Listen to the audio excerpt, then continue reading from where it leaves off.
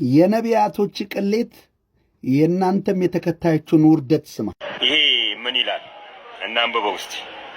ለሚኩራ ክፍለ ከተማ ለፌዴራል ፖሊስ የጻፈው ደብዳቤ ነው። የለሚኩራ ክፍለ ከተማ የግንባታ ፈቃድና ቁጥጥር ጽሕፈት ቤት ነው ይሄን ደብዳቤ ጻፈው። ናፍራን የሚባለው ሪል ስቴት በክፍለ ከተማችሁ እየገነባ ያለው ቤት አለ ወይ ሪል ስቴት አለ ወይ ብሎ ነው የለሚኩራ ክፍለ ከተማ የግንባታ ፈቃድና ቁጥጥር ጽሕፈት ቤትን የጠየቀው። ጽሕፈት ቤቱ ምን ብሎ መለሰ?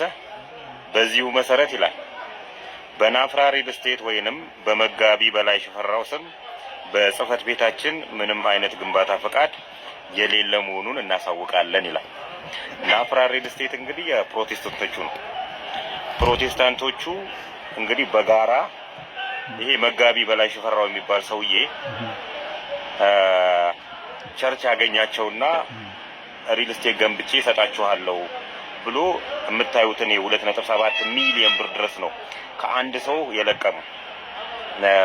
እግዚአብሔርን ሊያመልኩ ሄደው ይህን ያህል ብር ከተበሉ በኋላ በላይ ሽፈራው የሚባል መጋቢ ወይም ደግሞ ናፍራ ሪል ስቴት የሚባል ካምፓኒ ምንም አይነት የሪል ስቴት ፈቃድም የለም፣ የጀመረውም ሪል ስቴት በክፍለ ከተማችን የለም ብሏል። እሱ ግን ከ50 ሚሊዮን ብር በላይ በልቶ ብርኩናውን ይዞ ጠፍቷልና በዚህ አጋጣሚ ናፍራ ላይ ቤት ይደርሰናል ብላችሁ የተመዘገባችሁ የፕሮቴስታንቱ ምዕመናን መጋቢ በላይ ያለውን ቋሚ ሀብት ፈልጋችሁ ብታስይዙ በዚህ አጋጣሚ ድረሳችሁ ቤት ሰርቶ ይሰጠናል የሚለው ተስፋ ግን ተስፋ ብቆርጡ ጥሩ ነው። ሰብሰብ ብላችሁ ያለውን ሀብት ካሁኑ ብታስይዙና በፍትሐ ብሔር ብትከሱት የተሻለ አማራጭ ነው ልላችሁ ነው።